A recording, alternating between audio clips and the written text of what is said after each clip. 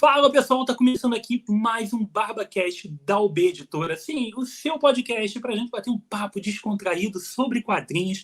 O podcast que tem a parceria do Bárbaro pelas Barbas de Odin com meus amigos Alexandre Batista e Lucas Souza da Ultimato do Bacon Editora. Vou deixar eles falarem rapidinho para a gente entrar no nosso papo, que hoje a gente vai falar sobre o grande amigão da vizinhança. Aí, Batista. Salve galera, bom dia, boa tarde, boa noite. Bora falar do Teioso. Aí sim! E o Lucas Souza, parceiraço! Fala, galera! Vai ser bom demais a gente bater esse papo aí sobre o Aranha. Vamos pra cima. Com certeza. E a ideia, cara, se vocês ainda não conhecem o podcast aqui, o BarbaCast, a ideia aqui é um papo descontraído, sem roteiros e sem um cunho jornalístico. São três amigos batendo papo sobre um tema, obviamente um tema relacionado ao quadrinho, e a gente não faz ideia de como isso vai terminar, mas a gente quer que vocês fiquem por aqui. E não se esqueçam de deixar nos comentários, participem ativamente durante o programa, tá? Vocês podem ir escrevendo nos comentários o que vocês estão achando e as percepções de vocês a respeito do tema junto com a gente, que isso é muito legal. E lembrando que o programa está disponível em vídeo, tanto no canal do YouTube do Pelas Barbas de Odin, quanto no canal do YouTube da Ultimato do Bacon Editora. E também em áudio no Spotify. Se você quer só ouvir a gente, você pode ouvir pelo Spotify, que o programa está por lá também, beleza? Então, seguinte, hoje a gente vai começar de um jeito diferente. Nem os meus amigos aqui sabem o que é que eu preparei a ideia. Que a ideia é a seguinte: todo programa a gente vai ter uma interação, um aquecimento. Eu sou professor de educação física, então antes da gente começar os exercícios, a gente faz um aquecimento. E a gente também vai fazer um aquecimento aqui sobre o tema. No caso, hoje, o Homem-Aranha. E a ideia é a gente ter esse aquecimento em todos os programas, tá? E eu quero que vocês participem junto. A ideia é que vocês respondam com a gente as perguntas que vão rolar. A ideia são 10 perguntinhas sempre relacionadas ao tema. Eu vou dar as opções de resposta e uma resposta bate-pronto. A gente não vai debater nas respostas, não. Eu vou fazer a pergunta junto com as opções e vocês só dão a resposta. São só 10 para a gente esquentar, para entrar no clima do tema e para a galera também escrever nos comentários as respostas deles. E aí depois a gente vai olhar as respostas de vocês e vão ver o que bate e o que não bate. Beleza? Gostaram da ideia? Vamos pra cima, vamos lá. Divertida, tô animado. Então vamos embora. As perguntas são rápidas e diretas, tem 2 ou 3 opções e vocês só respondem. Você responde a Alê, Lucas, e eu fecho e passo para a próxima, beleza? Boa. Então, beleza. A gente começa. Pergunta número 1. Uniforme clássico ou preto? Preto. Clássico. Preto. Mary Jane, Gwen Stacy ou Gata Negra? Mary Jane. Mary Jane, cara. Mary Jane, óbvio. Tobey Maguire, Andrew Garfield ou Tom Holland? Tobey. Tobey também. Tobey, beleza. Estamos em sintonia. Venom ou Carnificina? Venom. É, Carnificina, cara. Venom, pelo amor de Deus. Duende Verde ou Octopus? Duende Verde. Duende Verde, Duende Verde. Duende Verde. Aranha Escarlate ou 2099? 2099. Ah, Escarlate, Escarlate. Escarlate, estou contigo, Lucas. Norman ou Harry Osborn? Norma. Norma. Norma, eternamente, obviamente. Saga do Clone ou Saga do Homem-Aranha Superior? Clone. Clone, pô, clone. Clone, vamos de clone. Miles Morales ou Spider-Queen? Miles. Miles, beleza. Agora a pergunta decisiva aqui, hein? Romita Jr., Todd McFarlane ou Mark Bagley? Todd McFarlane, cara. Eu sou cria dos anos 90. Então estamos todos em sintonia. Também sou do Todd McFarlane. Maravilhoso. Eu espero demais que vocês tenham curtido essa ideia que eu tive aqui. E acho que é um ótimo aquecimento para a gente começar os nossos programas, né? Vamos, agora, queria comentar, hein, Barba? Senti que o Alexandre gelou achando que era um quiz, hein? Eu vi na cara dele ali que ele pensou assim: caraca, o maluco vai vir com um quiz de data. E eu não vou fazer ideia. Vai me arrebentar de verde agora. Eu senti na hora. Eu falei, pô, o cara gelou, meu irmão. Ó, se você olhar aqui, ó, eu tenho meu Homem-Aranha. Não tá dando pra ver aqui, ó. Mas pra galera que tá ouvindo não dá pra ver, mas eu tenho um aranha aqui pendurado na minha estante, porque eu gosto do bicho, cara, mas faz muito tempo que eu não leio coisa dele. Não, então, esse daqui é o nosso aquecimento do BarbaCast. Todo programa vai ter um aquecimentozinho com 10 perguntas, que eles dois não vão fazer ideia do que é.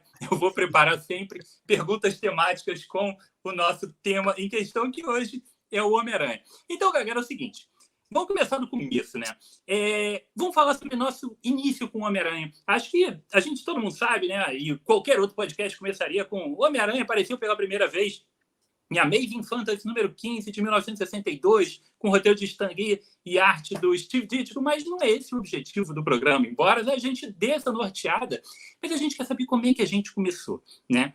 E cada um de nós teve uma experiência de descobrir o Homem-Aranha pela primeira vez de um jeito diferente. Eu quero saber de vocês como é que foi isso. A Lê pode começar e aí depois a gente vai desenrolando isso daí. Cara, o Aranha pra mim foi um negócio, eu acho que nem... Sabe aquelas lembranças de infância que você não sabe exatamente quando vieram? Quando eu me dou por gente, eu já tinha, sei lá, a fantasia do Superman, uma do Homem-Aranha e uma do Batman. Então, assim, a minha primeira memória com a Aranha eu não tenho. Agora, a primeira consciência de Homem-Aranha veio junto. A Globo estreou aquele Homem-Aranha e seus super amigos, que era a Fogo e o Homem de Gelo, né? E era um desenho bem bobinho, assim, eu achava Cuidado muito... Cuidado pra não entregar a idade, hein, Ari? Não, já entreguei, mano. Já entreguei. Quando a Globo estreou o desenho, é só a galera dar um Google aí e ver a idade que eu tinha. E nessa mesma época, cara, eu comecei a ir a uma dentista, que era odontopediatra, e ela deixava quadrinhos ali na sala de espera pra gente ler. E o que ela assinava? X-Men, Homem-Aranha, Superman e Liga da Justiça. E era o que eu lia, eu ficava ali. Às vezes eu deixava passar outro paciente na minha frente porque eu queria terminar de ler o que eu estava lendo. E era o auge da saga do clone. Então, saga do clone, para mim, eu acho que a primeira memória registrada de falar agora eu sei o que é o Homem-Aranha, saga do clone. Boa, show de bola. Vou deixar o Lucas por último, que ele é o mais novo. Vamos mais velhos primeiro, tá? Eu também, Lucas, eu tenho uma memória semelhante à tua de não saber de onde veio o Homem-Aranha. Tá? Porque o Homem-Aranha sempre esteve presente na minha vida. Porque eu tinha o bonequinho da Gulliver, cara. Aquele que não se mexia, de plástico. O Lucas não faz nem ideia do que é isso. Exatamente. Ele tava lá numa pose. O meu era o coloridinho. Eu tinha um Homem de Ferro. Hoje eu sei que era um Homem de Ferro. Eu tinha um Homem de Ferro sem cor. E eu tinha um Falcão e um Homem-Aranha coloridos. Ele era meio de borracha, a base dele era meio de borracha. Então, aquela é a memória mais antiga que eu tenho do Homem-Aranha. Eu lembro também dos bonecos do Guerras Secretas, do Secret Wars. Eu não tive o Homem-Aranha, mas eu lembro de ter o Doutor Destino e atrás ter na caixinha, né, a foto do Homem-Aranha com o uniforme negro e tal. Então, aquilo está sempre no meu imaginário desde sempre. Eu sempre soube quem era o Homem-Aranha, mas não tinha o contato direto. E eu acho que a primeira memória de entender do que é o Homem-Aranha mesmo e começar a ter um apreço e um gosto por ele foi com o desenho da Globo, mas não esse. O meu foi aquele desenho que também que veio logo em seguida junto com os X-Men, que trazia toda essa fase atual da saga do Homem-Aranha que está sendo publicada dos anos 80. Era uma cópia idêntica, né, desse período do material, com o surgimento de vários vilões ali, como o Homem-Hídrico, o Homem-Areia, e era uma animação muito boa para a época. Ela era muito fiel aos quadrinhos, a dublagem era muito boa. A gente tinha um Peter que, ao mesmo tempo, era bonitão ali e tal, mas também estava ferrado de dinheiro. Era um momento muito legal e acho que todo o meu início de conhecimento do Aranha veio por aí. Eu só fui realmente começar a comprar as revistas mensais muito tempo depois, porque quando eu comecei a me interessar por quadrinhos, estava no meio da saga do clone e os poucos colegas, né, que tinham na escola, que curtiam quadrinhos, eles falavam, cara, a saga do clone não é legal e tal. E eu acabei enveredando para outros personagens e não Aranha. Até que acho que em 97 ou 98, acabou a saga do clone em dezembro, e em janeiro, na edição 111 da Teia e 187 do Homem-Aranha, que tem a capa do Morbius nas duas, acabou a saga do clone, e a partir daí eu comecei a comprar mensalmente, acho que foi em 99. E aí sim eu comecei a acompanhar. Mas antes eu já estava comprando as edições no sebo e tal, estava com uma coleção já bem bacana. Mas em 99, assim, eu realmente comecei a comprar na banca. Já estava lendo alguma coisa antes, mas comecei a comprar na banca o Teioso. E você, Lucas? Rapaz, legal. Eu acho que todo mundo tem a saga do clone como ponto de partida, né? Eu lembro que no meu caso, cara, a saga do clone foi o que eu já lia quadrinho, né? Eu lembro que eu era moleque, só a título de referência, eu sou de 91, né? Então eu era moleque, eu andava com os meus quadrinhos lá, mas Turma da Mônica, né? Disney e tal, então tava muito nessa vibe. E eu tenho um primo mais velho que naquele período lia quadrinho também, e ele era fanzaço do Homem-Aranha, e estava na época da saga do clone, né? E aí eu fui influenciado a começar a ler o Homem-Aranha também, e comecei a ter esse negócio de banca. Claro que quando eu li a saga do clone a primeira vez, eu entendia muito pouca coisa. Aliás, até hoje em dia a gente vê como coisa que a gente não entende, né? Mas tudo bem. Eu entendia muito pouca coisa, mas eu lembro que tinha aquele mistério ali que porra, dominou, né? Que era, caraca, quem é o Homem-Aranha? É o Peter Parker ou é o Ben Reilly? E o negócio estava mais enroscado que a Usurpadora que passava no SBT, né? O negócio era estranho. E eu lembro, cara, de ter ido na banca, né, voltando do colégio, e tinha lá o último número, né, que tinha o Norman Osborn, aquela capa dupla ou tripla, né, que se abria assim, e aí tava o Ben Reilly meio ferrado, o Duende Verde e tal. E eu lembro, cara, que eu li aquele negócio numa velocidade tremenda, não sei nem se eu li ou se eu virei as páginas, porque eu queria saber, cara, e aí? Quem é o cara, né? E no final, ó, o spoiler aí da década de 90, no final o Aranha era realmente o Peter Parker. E, cara, eu tenho essa memória afetiva muito forte, porque aquilo me empolgou a ponto de eu ligar, né, para esse meu primo, ficar ligando até ele atender, e na época telefone fixo, e aí falar, pô, tu já leu? Ele, não, mas me fala aí quem é, tal. Eu falei, não, é o Peter Parker mesmo e tal, não sei o quê. Então teve esse negócio, assim, não só de ser gostoso ler, mas dessa interação, né, de você falar, pô, aquilo ali fez... É uma memória de infância que eu tenho muito forte. E, cara, acho que é um dos poucos personagens, talvez ao lado do Superman.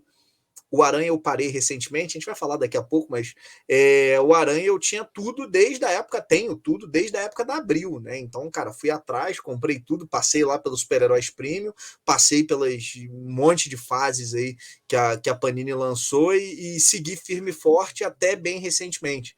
Então é um personagem assim que eu tenho uma memória afetiva muito forte e é bacana, acho que vai ser legal a gente falar um pouquinho dele, mas enfim, foi ele que me iniciou apesar de não ser o meu favorito, é um 2, mas foi ele que me iniciou aí nessa leitura de super-herói, então é um tema bacana.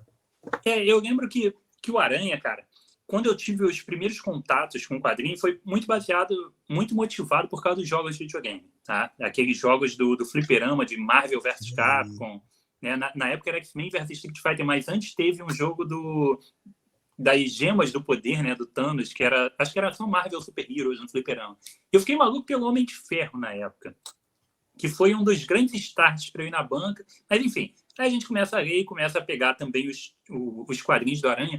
Mas o que me motivou muito a realmente querer acompanhar mais do Aranha foi ler os materiais antigos, que são justamente esses materiais dos anos 80 que hoje estão saindo de novo. Acho que esse resgate da saga do Homem-Aranha traz realmente uma fase diferente e que eu acho que hoje a gente consegue pôr em prova e realmente comprovar que a gente tinha um quadrinho diferente ali naquela época. A gente teve momentos interessantes do personagem depois, mas eu nunca consegui encontrar de novo aquele tipo de diversão que eu encontrava. E eu achava que estava muito ligado só à questão nostálgica.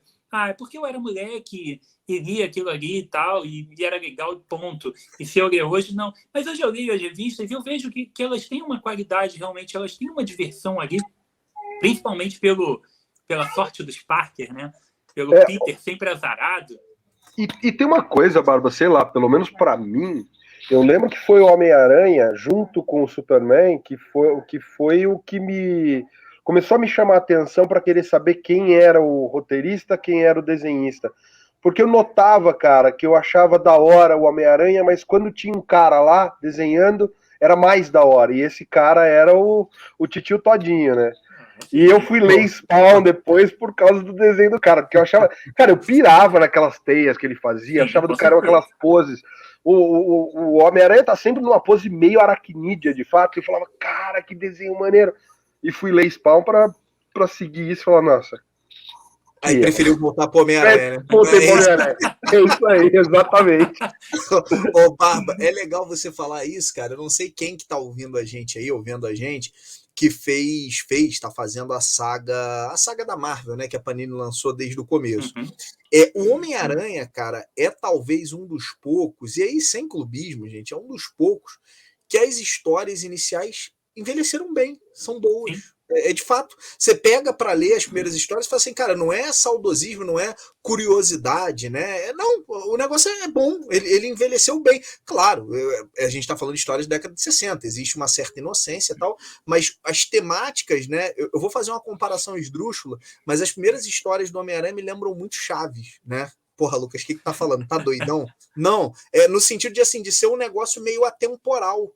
Né? Pô, os debates que são trazidos ali, pode passar 100 anos, os debates eles ainda fazem sentido. Né? O do Chaves, por exemplo, a gente está falando da galera que vive numa vizinhança e tem lá suas indas e vindas. Cara, a gente está em 2023 e são os mesmos problemas que eu vejo lá no Chaves. Eu acho que o Aranha, aquele começo ali do Aranha, ele tem um pouco disso, né? De, cara, os debates, o Peter Parker, a questão de fazer o certo, os traumas, eles são muito próximos, né? Então, isso cria uma relação diferente e as histórias envelhecem bem. De novo, sem clubismo. Se você pegar para ler as primeiras histórias do Demolidor, aliás, o Demolidor até o Frank Miller é um Deus nos acuda tremendo, deve muito. Né? O Quarteto Fantástico, por mais que tenham coisas legais ali, deve. O Thor, nossa senhora, né? Vamos lá, pro lado da DC para aparecer Lanterna Verde, Superman, né? Batman. Não, se for pra Era de Ouro, então.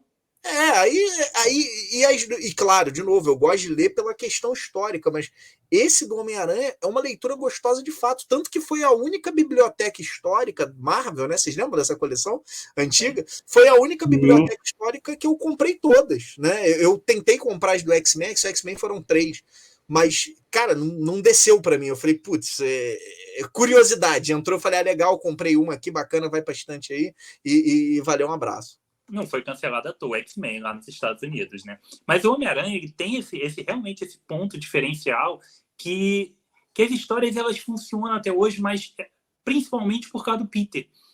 E o que eu acho tão legal desses materiais, como a saga do Homem-Aranha que eu estou lendo agora, né? Esses materiais que têm saído agora, é justamente ver a importância do Peter nas histórias. Eu acho que isso é uma característica da Marvel que acabou depois sendo mais trabalhada com os outros personagens e tem um distanciamento da DC em relação a isso. Obviamente que existem os alter egos, existem as pessoas na DC, mas eu acho que a Marvel trabalha isso de uma forma diferente, muito mais humana, e eu acho que o Peter é um case incomparável, porque o Peter começou realmente como um moleque, como todos nós. A gente pega os mangás, e os mangás trabalham muito isso, né? O shonen, são os meninos de 13 anos, Cavaleiros do Zodíaco tem 13 anos, cai na porrada lá contra os Cavaleiros de Ouro, que tem 15. Então a gente se identifica muito rápido com eles. Mas super-heróis não, é o Clark Kent, que é o repórter, o Bruce Wayne, que é o bilionário. E o Peter, cara, é um moleque que tá na escola, ele tem 14 anos, ele sofre bullying, ele é um nerd, que ninguém gosta dele. E depois ele continua, mesmo ele ficando mais bonitão e tal, sendo um gênio, ele continua não conseguindo pagar as contas, ele continua sem emprego, ele continua se ferrando na faculdade, tentando namorar uma menina, mesmo aparecendo as meninas maravilhosas para ele que amam ele, mas ele não consegue ter a vida dupla. Isso é uma coisa, cara, que não tem ninguém que chegue perto disso. Eu acho que a mágica dos quadrinhos do Homem-Aranha está justamente em a gente dividir as páginas com o Peter. Quando eu pego uma Marvel Team-Up que o Peter não aparece, que é só o Homem-Aranha agindo, eu acho a história mais fraca, me motiva menos. Eu quero que tenha bastante página do Peter, porque isso é uma coisa diferente. Aí eu te falo que talvez essa seja a maldição do título. Acho que todo mundo aqui leu o Homem-Aranha pra caramba, né? Em muitos personagens isso me incomoda, mas no Homem-Aranha me incomoda mais. A história não avança. Ele não cresce, ele não evolui. E aí eu acho que talvez esse seja o problema. Então a gente que é de uma geração anterior, a gente não tem mais 15 anos. Agora a gente já tá, vocês aí estão beirando os 50, eu tô beirando os 30. Então a galera já... Pô, a gente... Exagerada. E o Peter, ele não cresceu junto com a gente, né? Quando ele estava crescendo, veio lá um dia a mais e voltou e tal, e eu acho que isso cria um problema, né? E no caso dele, eu acho que é um problema que fica muito visível, e aí entra naquela, tem leitor que não quer que o problema, que tem leitor que quer que ele fique ali, né, preservado sempre daquele jeito, tem leitor que quer que a história avance, e aí os roteiristas ficam loucos sem saber o que fazem com o cara. Mas eu acho que esse talvez, cara, seja o principal problema, né? Do título do Homem-Aranha, hoje, ou do título do Homem-Aranha nas últimas décadas, né? Eu acho que é um debate legal, cara. Acho que tem umas coisas bacanas pra gente falar aí nessa linha também. Eu não vou nem só concordar contigo, Lucas, como eu vou dar um exemplo, cara. Uma das coisas que eu mais curti, tudo bem que é fora do quadrinho, mas aquela animação do Aranha Verso, a hora que aparece o Peter B lá, que é o. Você vê avançar a vida do Peter e fala, cara, ele casou, ele divorciou, não sei o quê. Eu falei, cara, tá aí. Ó um Peter divertido. O cara, né, tipo, ficou meio alcoólatra, fora do peso, agora barriguadinho e tal. Cara, eu achei maneiríssimo, sabe? Então, eu concordo contigo. Acho que talvez esse seja o problema mesmo, essa estacionada no tempo que eles fazem. Porque qual é o ponto, né, Ale? A Marvel, em algumas oportunidades, já disse em histórias que o Homem-Aranha é o maior herói de todos, né? E você não vê isso acontecendo. Quando você começa a ver, acho que o Slott, entre trancos e barrancos, tentou fazer isso ali, com o Homem-Aranha Supremo, depois com o Homem-Aranha lá rico, né?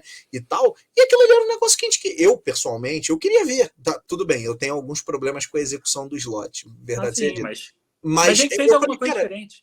Legal, eu quero ver esse cara avançando e se tornando o herói que a gente ouve, pô, é o maior de todos. Eu quero ver isso, eu quero ver esse cara evoluindo e indo para isso. E aí, quando a gente acha que a gente vai ver isso, vem uma rasteira, uma queda tal, e aí ele. Pacto com o demônio. Aí vem alguma coisa, aí o cara perde tudo, até o doutorado que ele ganhou, ele perdeu, e aí o cara volta para o estágio inicial de novo. Então, acho que assim, claro, né? Para quem é leitor novo, que talvez não tenha a bagagem que a gente tem, eu não duvido nada que aquela série Um Dia a Mais, né, depois do pacto lá com o Mephisto, tenha sido interessante. O problema é que a gente já viu tudo aquilo. Pô, é o Peter solteiro, curtindo e tal, legal, só que eu já vi essa porcaria, né? Eu queria ver ele mais na frente. Então, talvez a gente fique um pouco para trás disso, mas eu queria ver o fenômeno que está acontecendo, por exemplo, com o Superman, de ter filho, de crescer, de a gente debater legado, tal. Eu queria ver isso com ele ali, falar, cara, e aí, que vai ser a vida desse cara, tal. E a gente teve histórias bacanas fazendo isso. Não sei se vocês vão se recordar, vamos voltar lá para os anos 90, aquela história que tinha da Garota Aranha, lembra disso? Que saía nas revistas do Homem-Aranha. Se lembra disso, Barba? Era como se fosse a filha dele no futuro. Ela usava, inclusive, uma roupa que remetia ao Ben. Lembrei.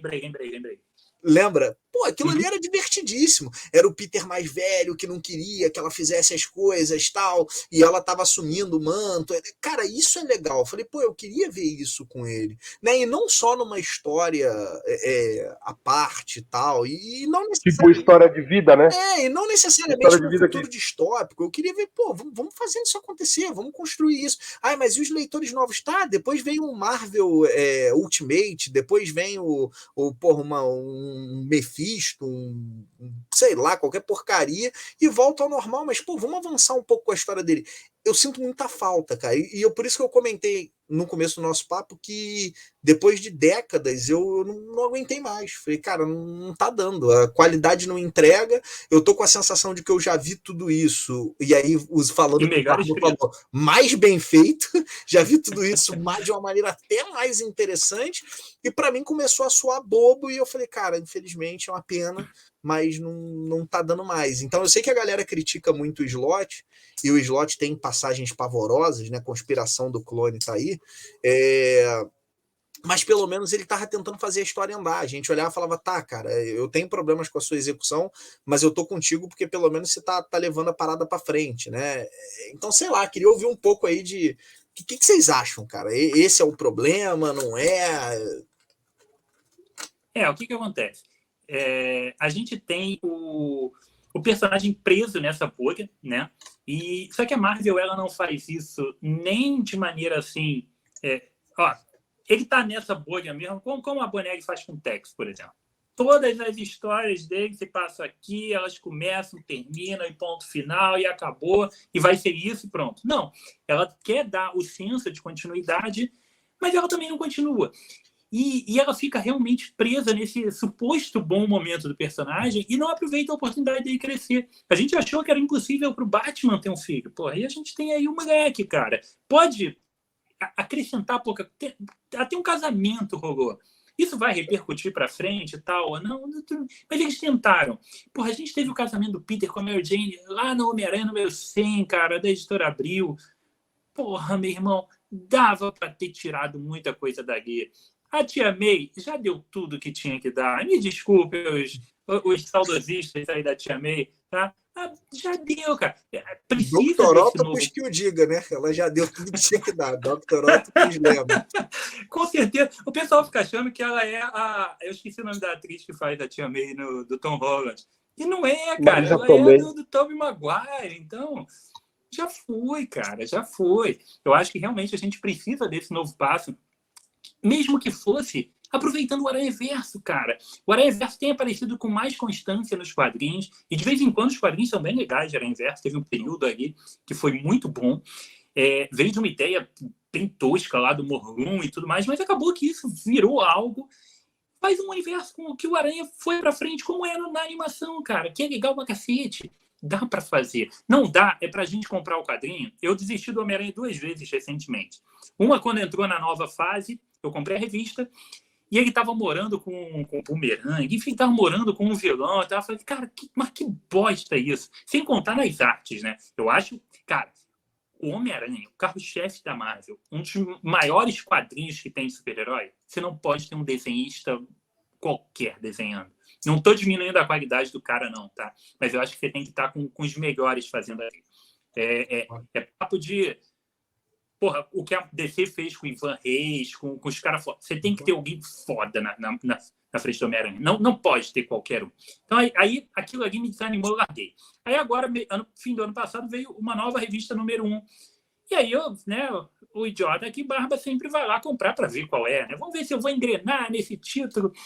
Cara, e quando eu vi, porra, a história não ia para lugar nenhum. E o Peter mais enrolado que nunca, só que no enrolado chato. O Peter tava chato. A Mary Jane lá com o cara, falei, cara, tá, se ela foi para outro cara lá, então esquece a Mary Jane, cara. Volta pra Gata Negra, arruma outra parada nessa história. Porra, já que fizeram andar a parada, então esquece isso, vamos andar para o outro lado. E o título parece que não anda, cara. Realmente é algo muito complicado e desmotivador. A gente vê uma arte ruim nas revistas e um personagem que não evolui de jeito nenhum. Ô, Barba, sabe o que eu acho engraçado? O que a gente queria que mudassem, não muda. O que todo mundo comemorou, esse título que você falou, se eu não estiver falando besteira, do Nick Spencer, que eu também abandonei muito mais lá na frente, na edição 30 e pouco, sei lá. Mas eu falei assim, tá, legal. Pelo menos a Mary Jane voltou.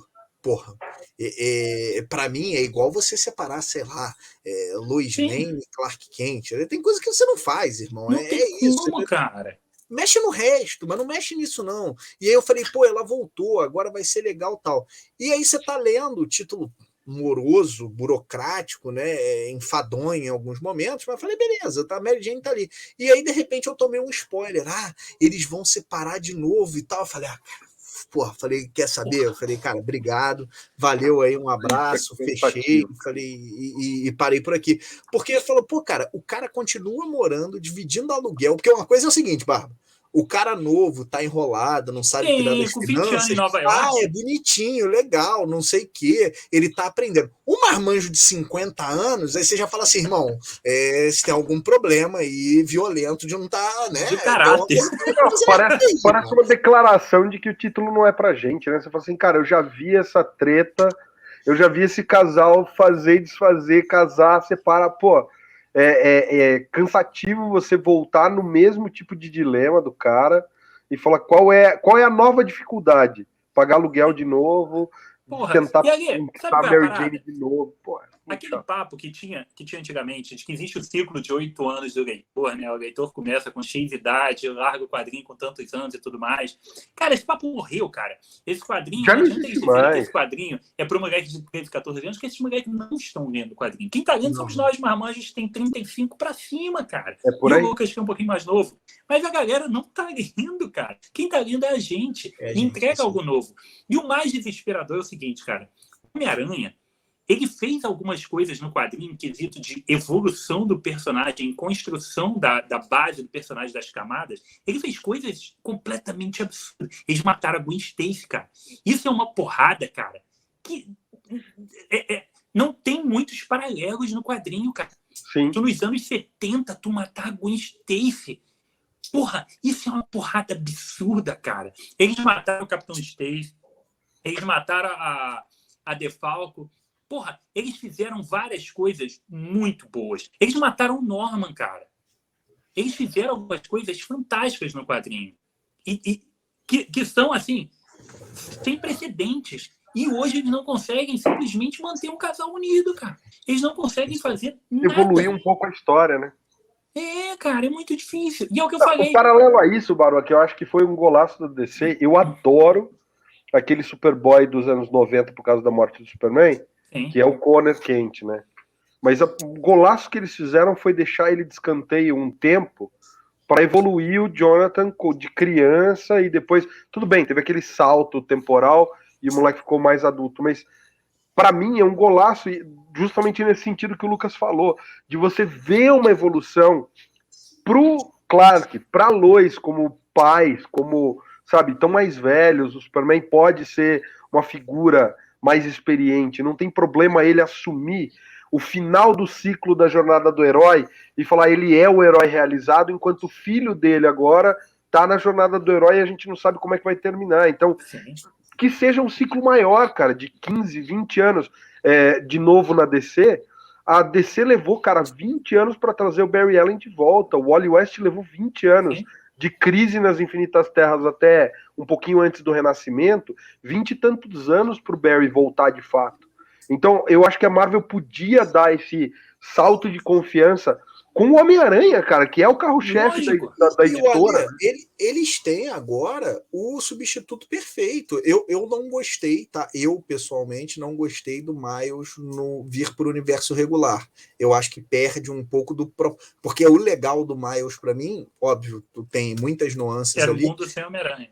É isso, né? É tipo assim, pô, o Parker morreu e ele tá vindo assumir o legado, aquele lance dele usar o uniforme preto e vermelho, né? Que muito me agrada, diga-se passagem. Então tem alguns lances ali que você fala, pô, faz sentido. Quando você tira ele daquele universo e você joga no universo regular, você fala assim, tá, mas cadê aquela grande motivação e tal? Para mim se perde um pouco. Mas beleza, isso é a minha opinião.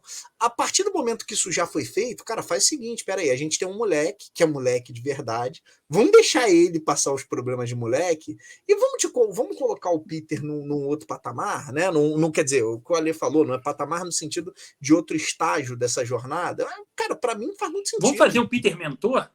É isso. Cara, outro paralelo, o Batman na época do Batman e Filho, o Batman do Grant Morrison, que quando o Bruce Wayne voltou, o Dick continuou como Batman, então era a revista Batman e Robin, e o Batman solo na revista Batman. Então você tinha um Batman experiente, solo, que era o Bruce Wayne, e você tinha um Batman mais magrinho, mais atlético, que era o Asa Noturna, o Dick Grayson, né? Sim. Junto com o Damian. Então, pô, tem espaço para você fazer uma coisa, né, de legado aí, e que não fica forçado, não fica ruim.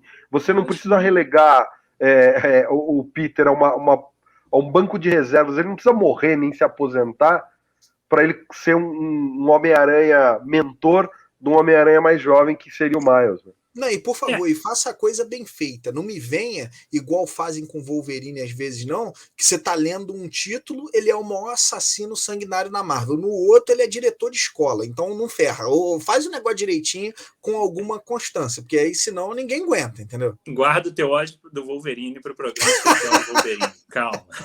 Esse programa vai chegar e estamos ansiosos por isso. Eu acho que o grande problema... Cara, o Homem-Aranha, se ele tivesse passado por lá atrás, né? Na época que ele estava com a Mary Jane, se ele tivesse passado realmente pelo processo de se tornar pai no quadrinho, hoje a gente poderia ter um título muito melhor. Com todo o processo dele ficando muito mais preocupado, dele dividindo ainda mais a atenção dele com o ser super-herói. Ele teria problemas novos, e ele teria problemas de adulto. Ele ia ter um problema de estar em casa com o filho, e aí sim, aí ele podia até voltar no problema de pagar conta, porque eu tenho que pagar mais contas agora. Dava para brincar com isso. E se hoje tivesse acontecido isso no passado, hoje a gente teria um Peter com uma filha ou um filho, criança ou pré-adolescente, porra, que podia estar sendo totalmente introduzido nesse meio. A gente teria toda uma mentoria ali. Porra, podia estar rendendo quadrinho legal pra cacete e não estarmos presos na mesma coisa de sempre. No mesmo, será que ele vai ficar com a Mary Jane? Porra, isso é desmotivador pra cacete, cara, com certeza. E, Barba, eu acho que é legal, às vezes, a gente trocar um pouco também o tom, né? Eu quero dizer o seguinte, o Peter, ele tem lá o azar dele, ele sempre se dá mal e tal. Porra, tudo bem, mas o futuro do cara não é ser o grande herói da Marvel? Cara, em algum ponto isso tem que mudar. Eu não tô falando pra ele deixar de ser azarado, mas pra ele resolver as coisas de uma outra forma, pra gente ter alguma coisa diferente. Eu sempre me lembro do título do Demolidor do Mark Waid, que pra mim foi um tapa na cara. De, tipo, o Demolidor é o cara sombrio e tal, não sei o que. E, cara, de repente um amigo tava de terno vermelho, a lá Joaquim Fênix em Coringa, saltando no cabo lá de São Francisco. Eu falei, cara, no bondinho. Falei, é isso. Eu falei, pô, não dá pra gente fazer de um jeito diferente? Aquela série, Barba, pra eu concluir aqui, aquela série Amigão da Vizinhança do Tom Taylor, aquilo ali é lindo demais, cara. Pra mim foi uma das melhores coisas do Homem-Aranha produzido fácil nos últimos 7, 8 anos. Aquilo ali é excepcional. Eu não li isso. Saiu onde? Cara, isso saiu, são 2 edições apartadas, né? Chamada Amigão da Vizinhança, Homem-Aranha, o Amigão da Vizinhança, e é do Tom Taylor. E ele, o Tom Taylor, ele tem aquela escrita aventuresca, na maior parte dos casos, e, cara, é uma HQ que ela tem um tom que para mim encaixa muito bem no Homem-Aranha, talvez por isso eu gosto tanto do Homem-Aranha e do Superman, que é aquele tom esperançoso, tal, cara, o cara tá ferrado, tal, mas, porra, não, mas ele tá lá, ele tá feliz, ele tá tentando tirar o melhor, né, daquelas experiências. E a história é boa e vai para um lado emotivo. Eu não vou dar spoiler, mas tem um evento, né, com a Tia May que acontece na história e você vê você vê um Peter Parker. Quando eu li aquilo ali, eu falei, tá, é isso, eu quero isso, é isso aí que eu queria. E aí eu voltei para mensal, mas não era isso que estavam me entregando, mas era aquilo ali que eu queria, entendeu? Aqui, cara, é muito bom. Aquele ali, sem brincadeira, se eu fosse fazer uma lista hoje. Lucas, melhores HQs do Homem-Aranha e tal. Essa entra fácil pra mim. Fácil. Então eu acho que tá faltando mais isso, sabe? Pô, beleza, ele pode se ferrar, mas, cara, vamos lá, né? E outra, né, Barba? A galeria de vilões do Homem-Aranha não é das mais brilhantes. Então temos 4, 5 peças que a gente puxa ali, o resto é água. Né? Então, cara, o grande protagonista é ele, a forma como ele enxerga a vida, é o que você falou, é o Peter Parker e tal. Não adianta a gente querer mudar isso, né? Eu não compro a revista para ver o Boomerang, eu não compro a revista para ver o Gibão, né? Eu nem sei se existe. Vamos aproveitar isso aí, Lucas. Vamos aproveitar e vamos falar dos vilões um pouquinho, né? Já que a gente falou tanto do Aranha, da parte ruim, da atualidade que tá meio mais ou menos, como é que fez? A galeria dos vilões do Aranha é muito pensada em questões de animais, né? Stan Lee e o Ditko levaram muito para esse lado. Eu acho que tem alguns vilões que eu curto bastante, mas ele realmente tem algumas coisas tenebrosas por ali, né? Mas como é que é a relação de vocês aí com os vilões? Quem vocês acham aí que funciona e quem não funciona? Às vezes a gente tem aquele nosso que a gente curte pra caramba, que nem é tanta coisa assim, mas que a gente teve alguma boa experiência. Cara, o Norman eu vou deixar de fora porque acho que todo mundo fala dele, né? Mas assim, eu vi que vocês escolheram Venom. Eu acho Carnificina, cara, um personagem assim do cacete, meu irmão. Eu acho aquela. Não sei se vocês lembram da história. Eu gosto tanto, cara, que eu fui atrás da primeira edição que o Carnificina aparece autografado e botei na minha parede aqui. Eu acho fora da curva, porque é um cara. É a pior combinação do mundo. É um cara psicótico, assassino, demente, quase um nível Coringa, só que sem os aparatos, e de repente tu dá um simbionte pra esse maluco. Olha isso, cara. Então eu acho que ele tem aquela parada, aquele deboche ele para mim é um oposto do Peter muito legal, porque ele tem aquele deboche à vida mesmo, né? Ele não importa, para ele é tudo uma brincadeira no mau sentido, né? Então, dane-se. É um personagem para mim que é bem provocativo, né? Eu gosto do Venom, apesar de eu achar a motivação do Venom no começo meio boba e dele vinha evoluindo nas histórias, sei lá, esse negócio meio anti-herói, que é vilão, eu acho isso meio esquisito, mas o Carnificina, cara, eu lembro quando você olhava aquele camarada ruivo, com cara de dodói da cabeça. E você fala assim, cara, esse maluco tem um simbionte. Você tá de sacanagem que deram um simbionte pra esse maluco. Aquilo ali me pegou muito, cara. Então, pra mim, inclusive, é um dos super vilões. Se me pedisse pra fazer uma lista, ele ia estar no meu top 5 fácil, porque eu acho... Rapaz, mas o que é isso, rapaz? Cara, juro por Deus, o cara. Lucas mostra que é um fruto dos anos 90, assim como o Carnificina, porque o Carnificina é muito anos 90, simplesmente mistura tudo que há de mal. É aquela poção que das o meninas professor superpoderosas. Antônio fez das meninas superpoderosas, tudo que é de bom. O Carnificina é tudo que é de mal e vira o super vilão da época. Cara, Não, o eu Carnificina gosto. tem essa proposta legal. E talvez ele tenha funcionado, tem que reler os materiais dos anos 90. Talvez ele tenha funcionado em algumas coisas dos anos 90. Só que eu acho que o excesso de simbiontes me cansou. Eu acho que tem muita gente colorida com aquela boca, com aquele olho, com... cara, todo mundo agora é maluco com com simbiontes. Isso ficou cansativo, cara. Eu concordo com você. Não, eu concordo também. Acho que pesaram demais os simbiontes. Cara, se tiver que tirar o Norman, eu voto no Dr. Octopus por uma coisa. Eu lembro que lá para os anos 80, quando a gente estava lendo, né, o começo da saga do final dos anos 80, começo da saga do Clone, o Octopus ele era uma coisa meio resquício da Era de Prata, resquício da Era de Ouro, e ele parecia um vilão bobo pra caramba, né? Gordinho. Pelo menos eu tinha essa recordação, sabe? O Aquela coisa meio... Ele Diga pegou a tia do cara, velho. Tu acha que o cara Não, eu tô falando naquela época. Eu tô falando lá nos anos 80, 90, cara, calma. Ele tinha aquela coisa de... Só que hoje em dia, eu não tô falando de Homem-Aranha Superior, tá, gente? Mas eu acho que, assim, com toda essa coisa de inteligência artificial rolando, robótica indo ao extremo e tal, cara, eu acho que é um dos personagens que tem mais potencial como vilão. E, assim, vamos deletar o que aconteceu no Homem-Aranha Superior, pelo amor de Deus, que aquilo ali eu... meu Deus, achei muito zoado. Pô, ele pegou a tia do cara, depois ele Será que ele usava os tentáculos? Para com isso, Barba. Vamos manter o podcast para menores de idade. Alexandre, tu tem noção? O pessoal fala assim, o Todd McFarlane fez o Homem-Aranha, o Peter chegando em casa e o Ed Brock tava lá. Falei, meu amigo, lá atrás fizeram o Homem-Aranha tá chegando em casa e o Octopus tá namorando a tia dele, parceiro. Tu quer um vilão pior do que esse? O cara é um belo vilão. Não, e na fase do Homem-Aranha Superior, né? Não vamos nem... O cara tava no corpo do Peter e com a namorada dele. No Homem-Aranha Superior, ele passou de todos os limites. Todos os limites. É o pior vilão de todos, cara. Ganhei o cara chega em casa e o Octopus diz, cala a boca, moleque, agora eu sou teu tio. Olha isso aí, meu irmão. Tio bem é o cacete, agora é o tio Otto. Olha aí, cara, que loucura, cara. Isso é ser vilão no nível... E o teu, Barba? Qual é o teu favorito? Tirando o Cara, olha só. Tirando aquilo. Eu já me diverti bastante com algumas histórias de alguns bem toscos, que nem Mistério e tal. Eu tenho respeito por boa parte da galeria dos grandes clássicos do Aranha. Tirando, obviamente, aqueles muito só para apanhar, né? Choque. Aquela galera que... Canguru, Gangue da Demolição, esses caras, Deus me livre, eles só aparecem mesmo para tomar porrada. Mas eu tenho um carinho muito grande pelo Kraven, por ter lido A Última Caçada de Kraven, e acho que foi algo muito, muito marcante, diferenciado. Eu já curti muito o Venom. Acho que o início do Venom com o Todd McFarlane, na premissa inicial do personagem, embora você até concorde contigo que a motivação dele era meio qualquer coisa, mas eu acho que o fato dele ser o cara que não ativa o sentido aranha, cara, e ele tá ali simplesmente para se vingar aos poucos. Ele não tá lá simplesmente para chegar e matar o homem. Não.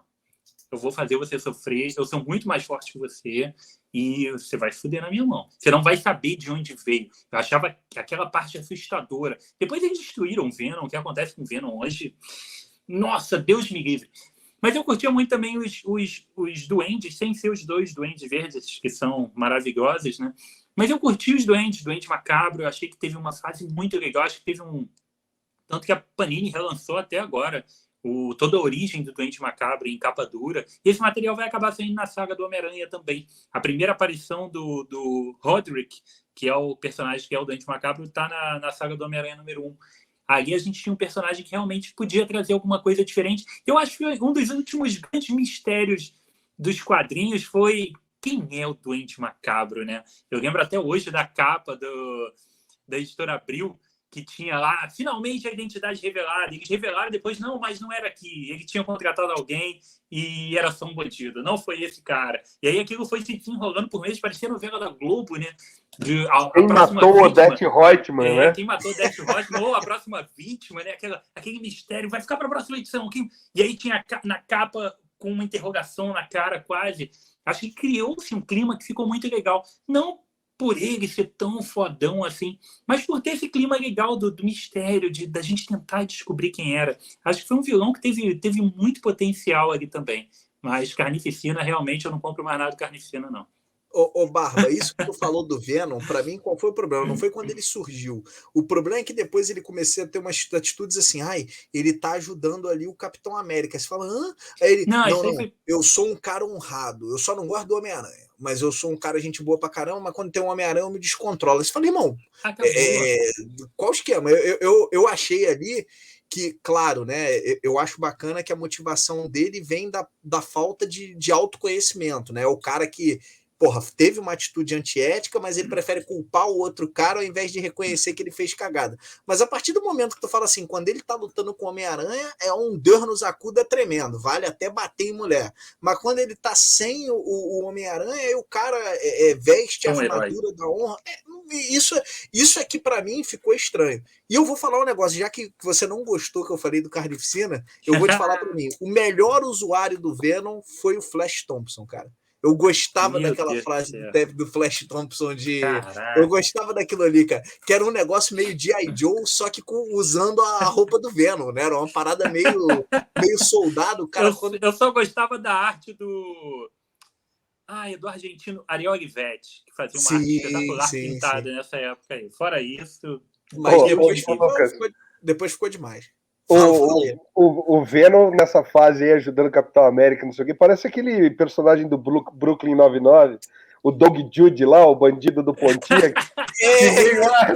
Tipo, porra, cara, você vai fazer bandido ajudar a polícia, irmão? Para com isso.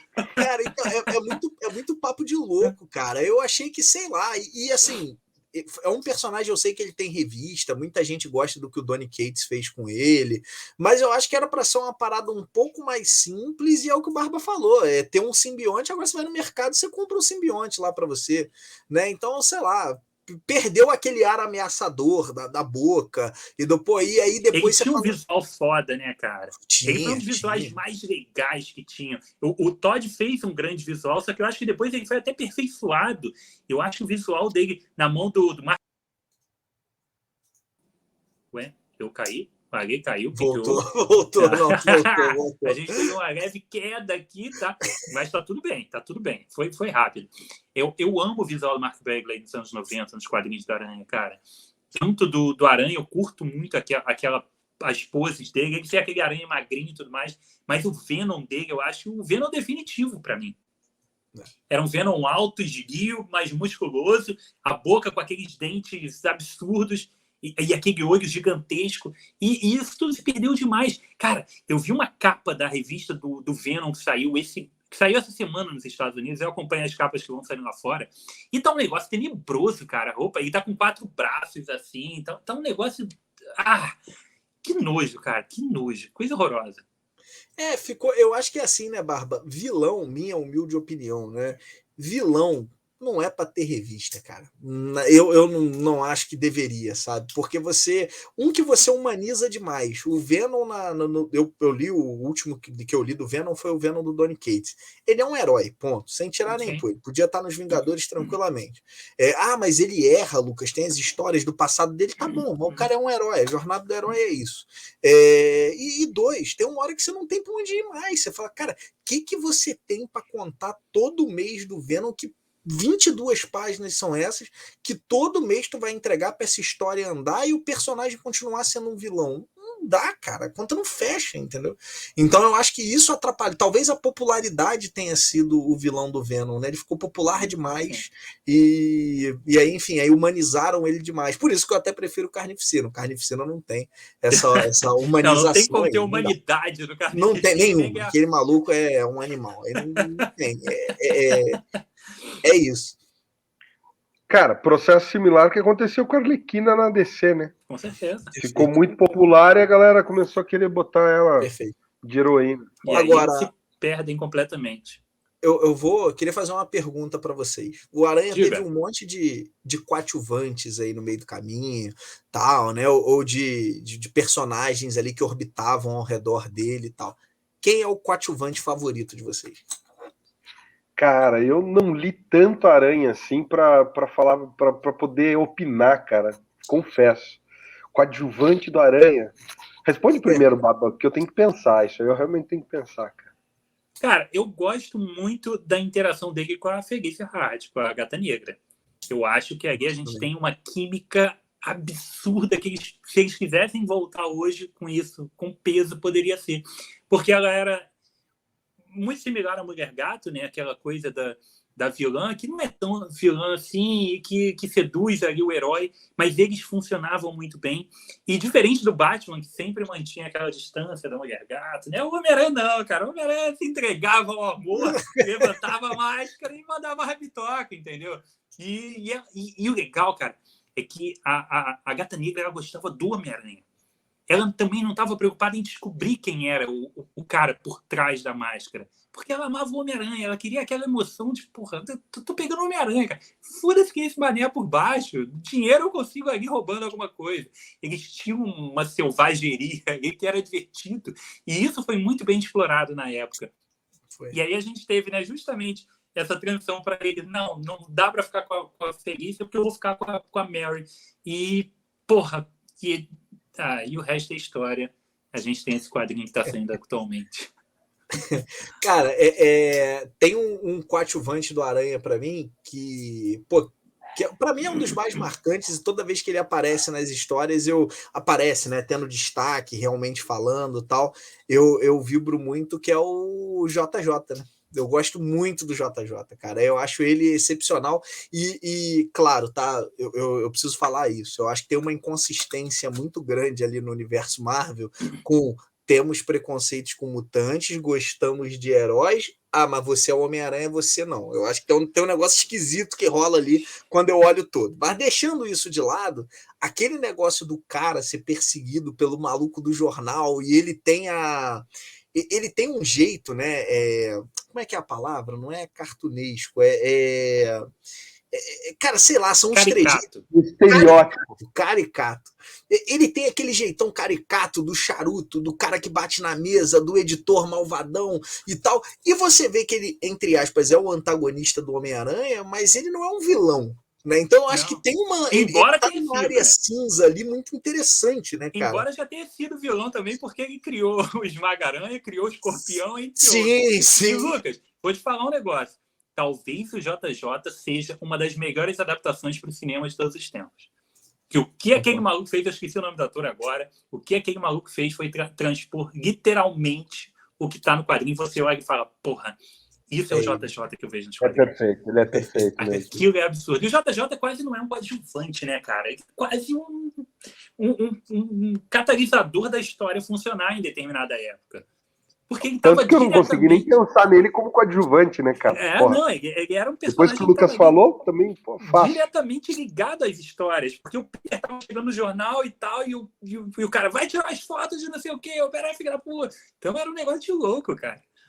O que eu acho bacana é que você olha, tudo bem, né? Lá no passado, como você falou, ele já teve atitudes mais extremas, mas acho que isso tá ligado muito à época também. Sim. Mas você olha para aquele cara e você fala assim, porra, é um dos personagens para mim mais bem construídos, porque ele transita literalmente no cinza. Aí ele é amigo, ele é vilão, cara, nem é teu amigo, nem ele é vilão. Ele só não, por algum motivo, ele não gosta de você, ele acha que você não deveria estar atuando. E ok, às vezes ele quebra a barreira da ética aí, para poder fazer uma matéria ou outra, mas, porra, na hora que tem um vilão de verdade, ele é o primeiro a combater isso de alguma forma, com as armas que ele tem. É muito interessante, cara.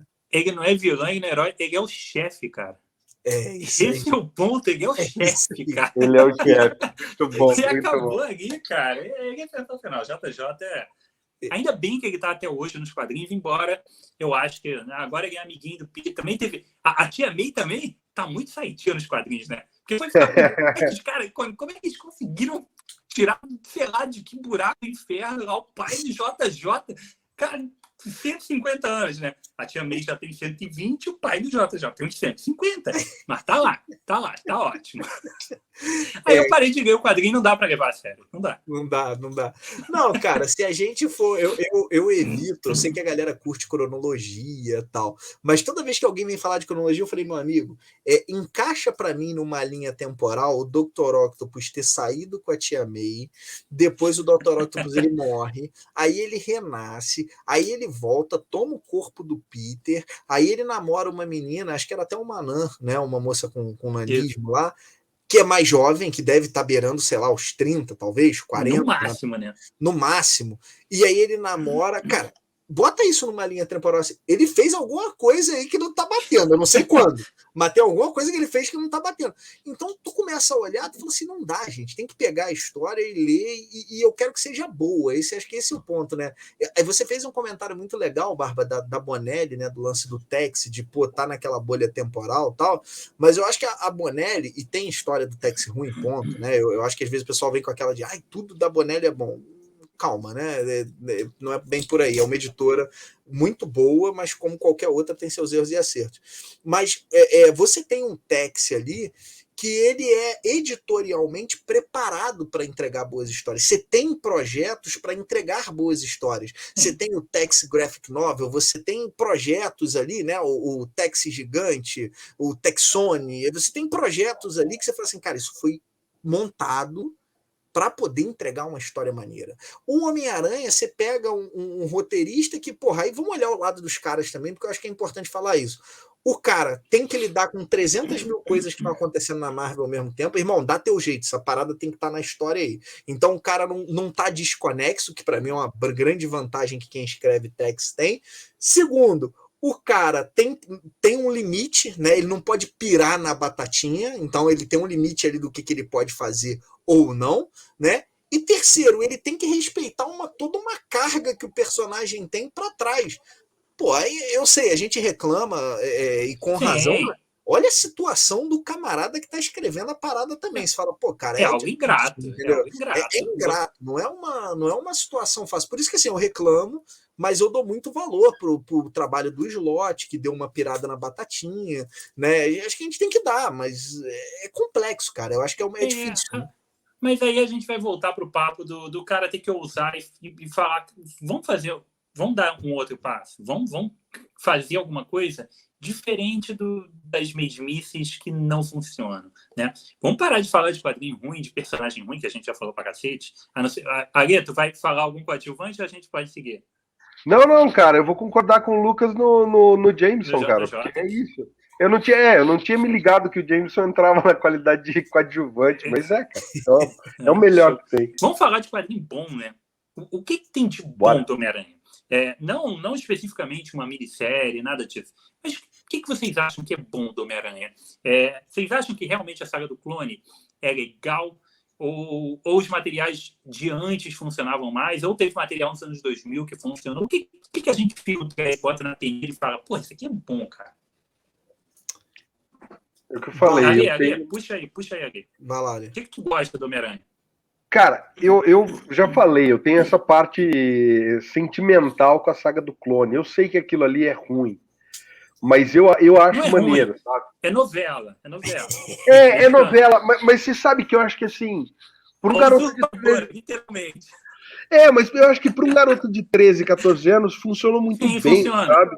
Então eu acho que e voltando pro papo que a gente tava falando, eu acho que é isso, sabe? Outro que eu acho que funciona muito bem, apesar de ter alguns defeitos, é a história de vida, cara. Eu acho a premissa de você jogar dentro de uma cronologia orgânica e falar se o Homem-Aranha tivesse nascido nos anos 60 e tivesse morrido velhinho agora, eu acho que aquilo ali funciona muito bem. Eu acho que essas duas são que...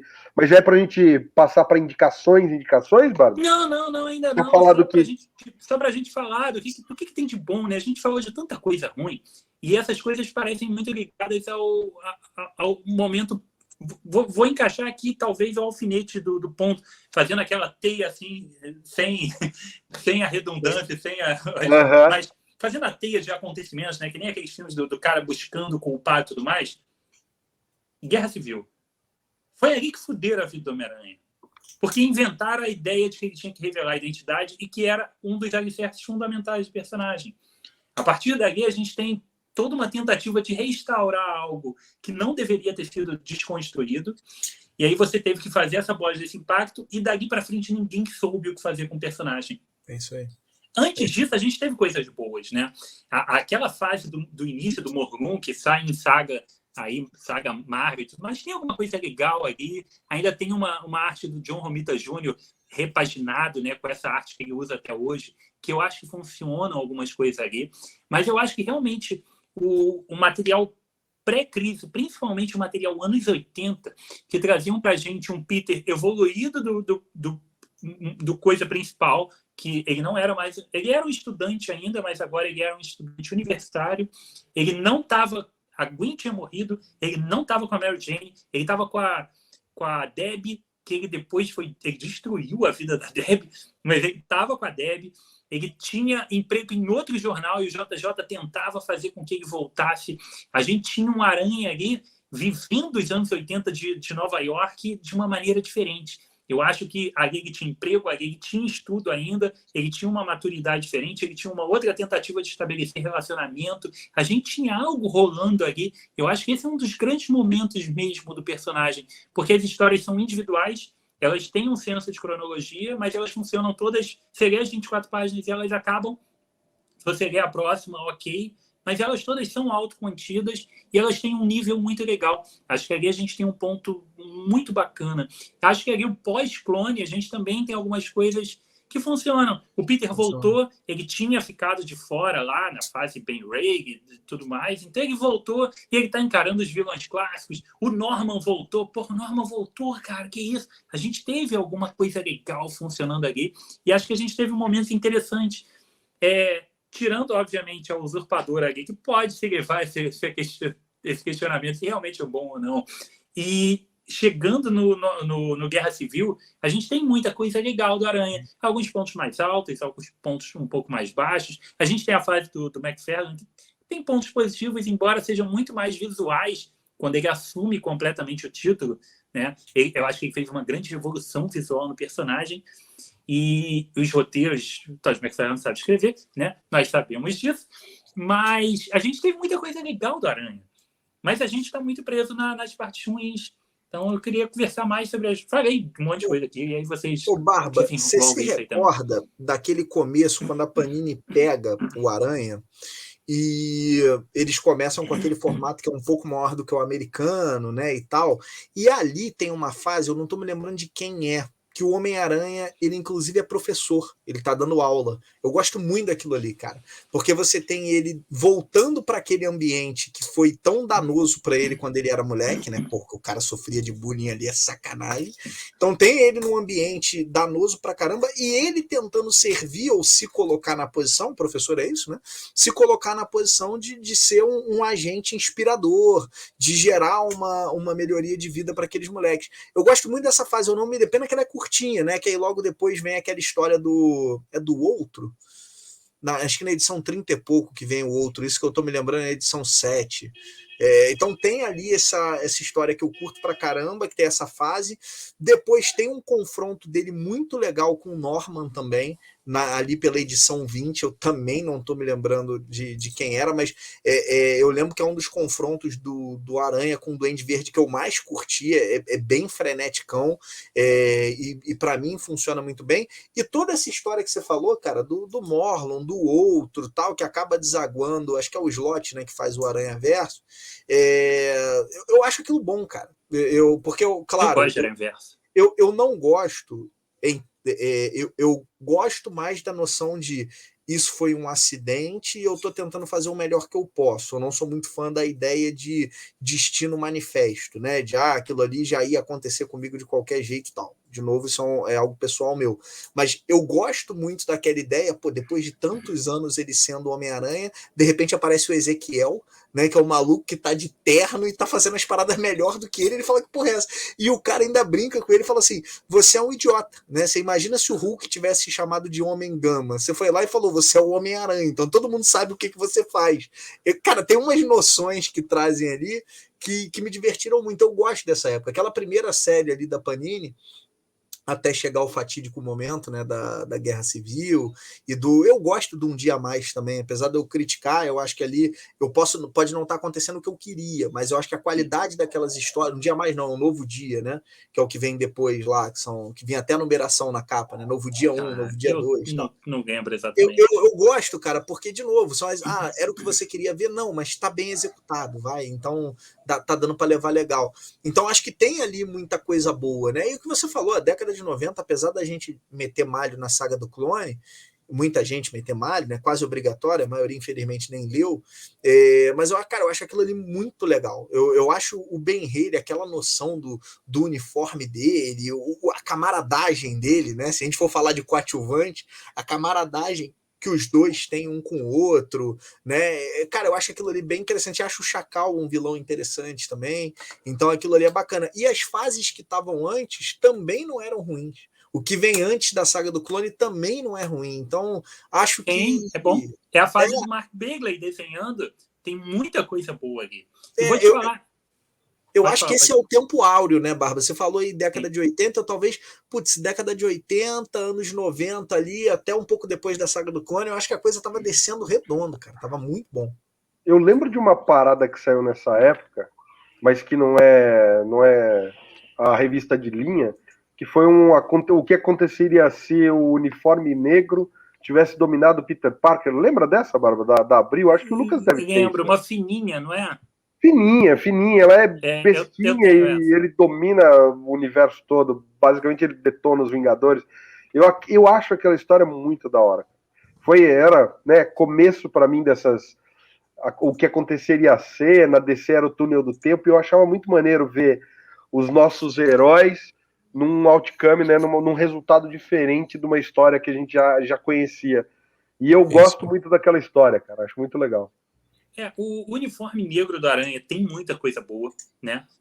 Até antes do conceito do simbionte ser estabelecido, tem muitas histórias legais ali. E depois que o Peter volta também ao uniforme negro lá, depois de ele ter se livrado, mas que ele bota a roupa preta de novo, também é muito legal.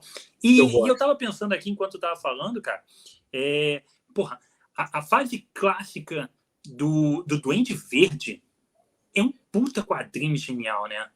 Sim. As aparições dele são assustadoras, porque ele sabe quem é o Homem-Aranha. Tem uma tensão muito grande, ele é um vilão muito perigoso. E depois, até saiu eu não lembro se foi Homem-Aranha, eu não lembro agora o título exato da Editora Abril, uma daquelas edições de capa de lombada quadrada que tinha mais páginas. Quando o Norman está na reta final de ser o Duende Verde também, a gente tem umas histórias muito boas ali do Norman, não, do Harry de Duende Verde.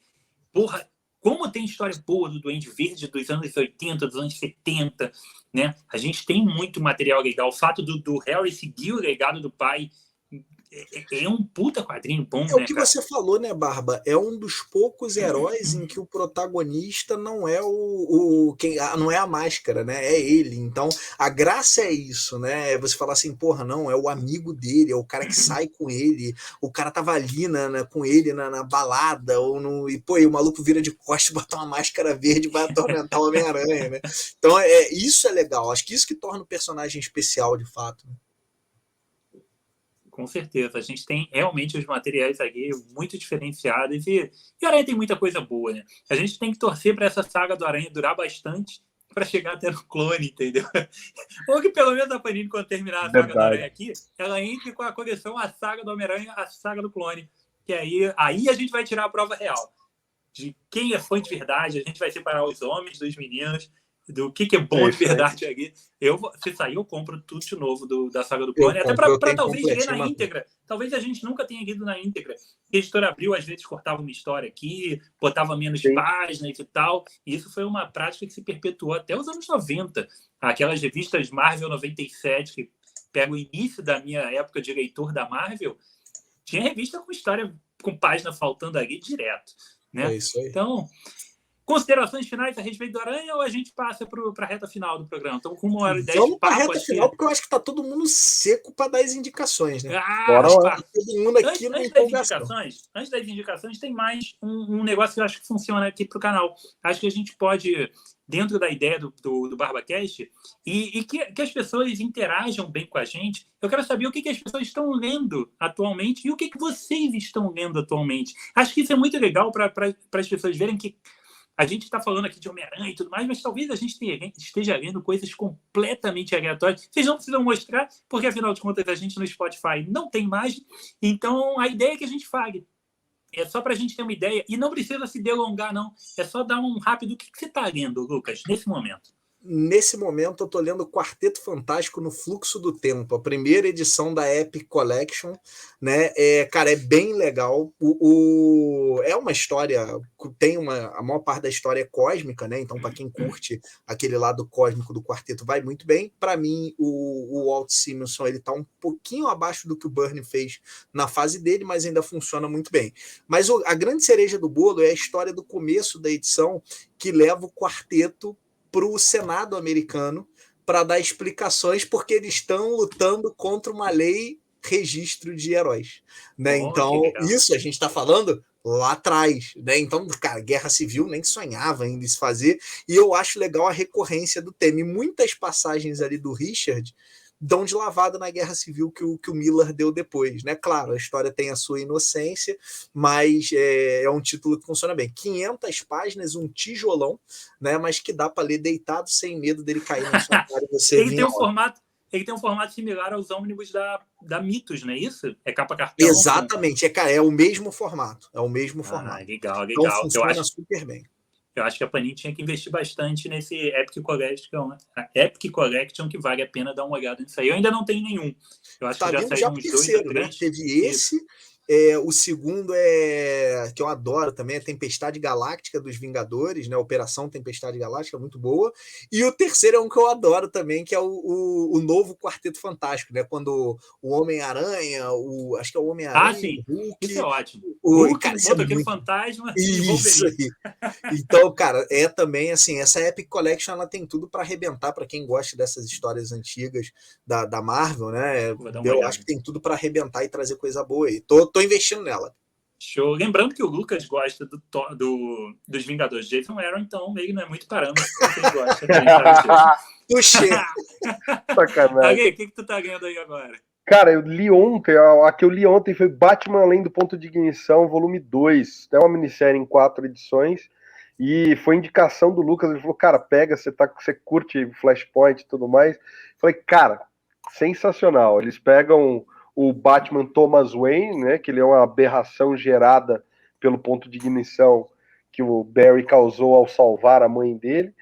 E aí ele tá investigando. Ele fala, cara, o Barry voltou o universo ao normal. Ele deixou a mãe ser morta. Eu deveria ter sumido. Eu acordei aqui porque alguém me botou aqui e ele começa a investigar o porquê que ele tá ali. E tem, na primeira edição, cara, tem uma coisa que é muito maneiro. Quem assistiu o filme do Flash, tem uma cena ali do Batman ajudando o Flash num certo momento, que eu falei, cara, isso saiu das páginas do Batman Ponto de Ignição, embora o final da história pro Barry tenha sido diferente. Mas eu tô curtindo muito. Só que como eu não tenho ainda o volume 3 e o 4, a leitura de hoje é Lanternas Verdes, Eclipse e Esmeralda. Eu finalmente fechei minha coleção da Tropa do Peter Tomasi, comprei o último volume que me faltava aqui, tô relendo Eclipse e Esmeralda hoje. Também é maneiríssimo, que é o que desemboca na Noite Mais Densa. São essas duas leituras que eu tenho para hoje. Show de bola. Eu hoje, por indicação do nosso querido Lucas no primeiro programa, eu finalmente tomei jeito e corri atrás das edições de Superman, né? Comprei as 10 primeiras, peguei no preço legal na Amazon. E hoje a número 1, porra, curti bastante realmente o material que está ali. Embora ainda nem tenha começado de verdade o material, mas todo aquele papo que a gente falou a respeito de legado aparece muito bem na primeira história. Embora eu tenha algum preconceito um pouco com a arte, ficou meio cartoon demais, mas eu gostei do que vi ali, me empolguei bastante com o número 1. Aí terminei de ler e emendei e fui para outro extremo, eu fui ler Tex Wigger número 48, que traz o início da saga do Cochice. Eu não sei direito bom, agora cara, o nome. Eu li também, eu li o 48 também. Viu? Muito bom, cara, muito bom. Cara, eu comecei a ler e vou te dizer que depois vai ter um programa especial lá no Barbas para isso. Eu comecei a ler e falei, cara, vai ser a primeira história do Tex que eu vou ter que fazer um review falando que eu não tô curtindo. Porque eu tava achando toda a história do índio enfadonha. Eu via todo o poder histórico ali, o peso histórico, e falei, porra, é legal, mas não tá me empolgando. Meu irmão, chega uma determinada página que eu tava rindo no ônibus assim, falar, cara, isso tá bom demais, isso não pode. Cadê a próxima edição, a 49? Porra, que edição foda, cara. O negócio tá bom. Quando o índio fala, meu irmão, vocês compraram guerra comigo, vocês vão morrer. Meu irmão, eu falei, que isso, esse quadrinho tá bom demais. Adorei. Tô terminando a 48 e, porra, doido pra 49, só sai daqui a 3 meses. Mas tô lendo Tex Wigger número 48. Espetacular. Vamos para as indicações. Vamos para as indicações. Indicação nacional, indicação internacional. Lembrando que a gente agora também vai fazer algo temático, né? E a gente vai tentar sempre adequar o tema, sempre que for possível e viável, a gente vai adequar o tema das nossas indicações internacionais ou nacionais, dependendo do que for o tema, ao tema que hoje é Homem-Aranha. Então vamos fazer indicação de Homem-Aranha. Quem quer começar? Vamos começar com o Lucas? Então manda ver, Lucas. Até porque a gente não faz ideia do que você vai indicar de Homem-Aranha. Exatamente, eu sou a surpresa, né? Cara, a gente teve um papo muito legal falando de legado, né? E a gente não tinha tido esse papo off, é legal dizer pra galera, mas esse é um tema assim que eu acho incrível. Então, minha indicação não podia ser diferente. Esse é o espetacular Homem-Aranha Renove Seus Votos, né? Então, para quem não conhece, aqui são 4 ediçõezinhas, né? Aqui é um universo paralelo, onde basicamente o Homem-Aranha ele casou com a Mary Jane e ele teve uma filha e a vida seguiu o seu rumo normal, né? Então nessa história aqui, nessa série aqui, a gente tem um Homem-Aranha que tem poderes, né? Mas a Mary Jane tem poderes também, a filha dele também tem poderes. Então é o Homem-Aranha atuando junto com a família dele. Tem muitas sacadas legais aqui no decorrer dessa história. E eu acho que é aquele clima aventuresco, otimista, tal, que a gente estava falando aqui. Isso aqui, Barba, é o que eu queria ter visto na série regular. Quando eu peguei esse negócio aqui, eu fiquei doido. Eu falei, cara, era isso que eu queria que eles tivessem feito no universo regular. Claro, se a Mary Jane vai virar heroína ou não, aí é de cada um. Essa evolução aqui é o que eu queria ter visto. Então, assim, cara, 4 ediçõezinhas pra galera ficar feliz. No original são 23 números, né? Então, assim, é muito bacana e vale bastante a pena. E para quem gosta das versões alternativas do Homem-Aranha, essa aqui é mais uma aí que empolga, cara. Lucas, e esse material aí, eu lembro que o primeiro contato, talvez, que a gente tenha tido com esse mundo aí, com esse nome Renove Seus Votos, em Guerras Secretas. Teve uma edição de Guerras Secretas que foi isso, e eu adorei. Foi na época do início do canal do Barbas, eu fiz review desse material. Porra, eu adorei Renove Seus Votos, adorei. Então, eu não tenho essas edições, talvez eu vá atrás dessa indicação aí. Cara, se você gosta dessa noção, né, de, poxa, vamos trazer o legado pro Homem-Aranha e tal, eu acho que assim, pô, não tem como você não gostar, cara. É um negócio que realmente pega e pega pesado. Show. E nacional? Nacional, ela ficou aqui no cantinho, mas eu vou pegar. Para quem não está vendo, o Lucas está indo pegar a sua revista, entendeu? É isso, agora está na mão aqui. Cara, eu adoro faroeste, né? E nada melhor do que ver um faroeste nacional bem produzido. Essa aqui é o Brett, né? Feita aí pelo Rodinério da Rosa, pelo Moacir, né? É basicamente um personagem, né? No melhor estilo Tex, que ele vai, vou dizer que ele vai resolver problemas aí em pequenas cidades. Então é bem similar, talvez com um tom de violência gráfica, tá um pouco acima do que a gente vê na maioria das histórias do Tex, mas é bem interessante. Nessa história aqui, a gente tem, eu não vou dar muitos detalhes, né, mas a gente tem aí o Brett e o seu Pard tendo que resolver um problema de roubo, né, que se passa dentro de um salão.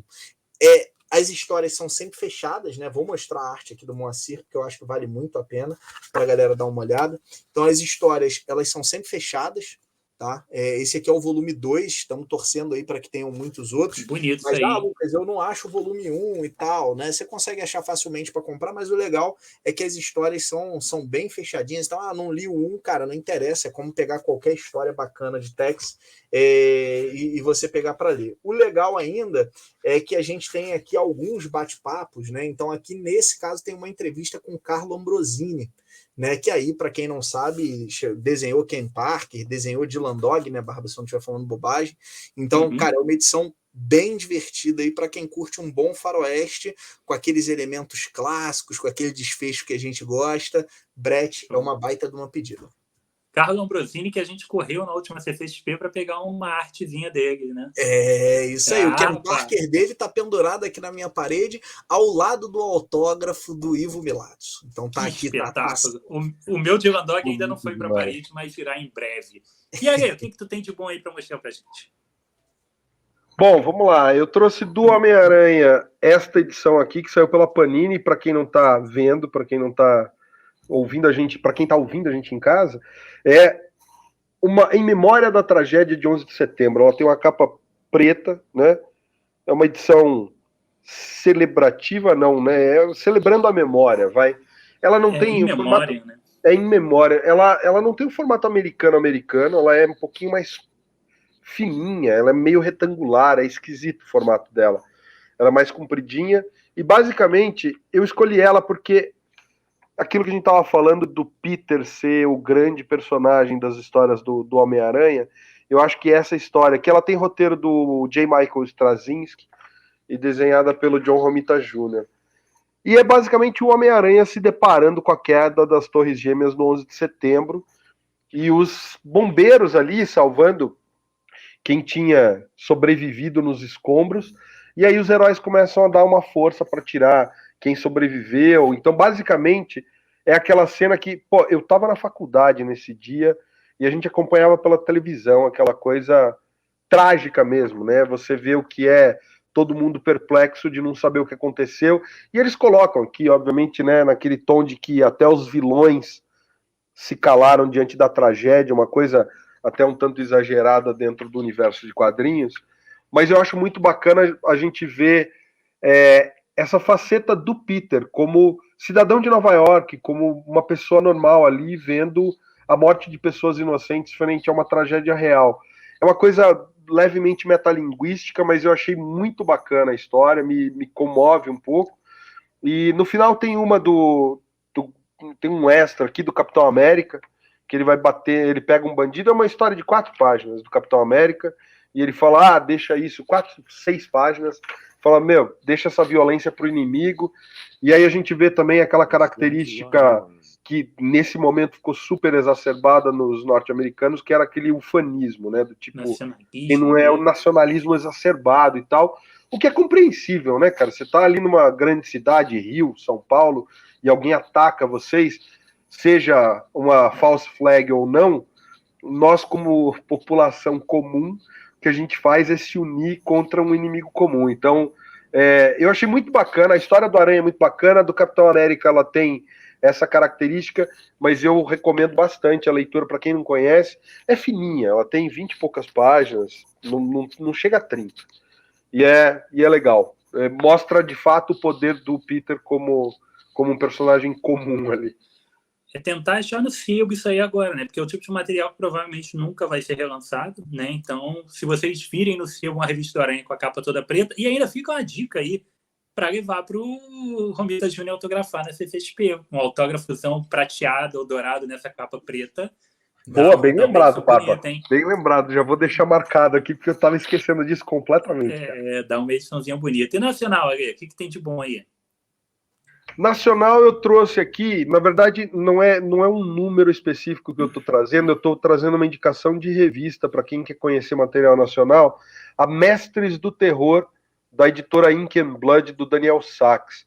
O que eu acho bacana dessa revista, essa daqui é a especial de Natal, a número 76, é que você vai achar de tudo um pouco dentro da temática de terror, né? Você tem grandes nomes que nem Cidemar de Castro, Laudo Ferreira, Lilo Parra, o Rubens Lima, tem uma galera aqui com todo tipo de traço diferente.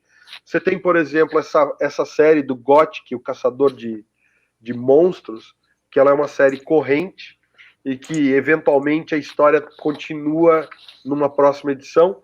A história desta edição aqui, ela é fechada, mas você tem histórias fechadas, você tem histórias que continuam em outras edições, você tem material editorial, nesse caso aqui é uma mala direta, né, como se fosse um correio, então os fãs escrevem para lá, o Daniel responde, sessão de cartas, você tem matéria, essa daqui é uma resenha da Heidi Gisele, você tem matéria especial falando de resgate de quadrinhos e falando sobre história editorial de quadrinhos no Brasil, desde super-heróis até terror, os clássicos da The Art, por exemplo, aqui em Curitiba.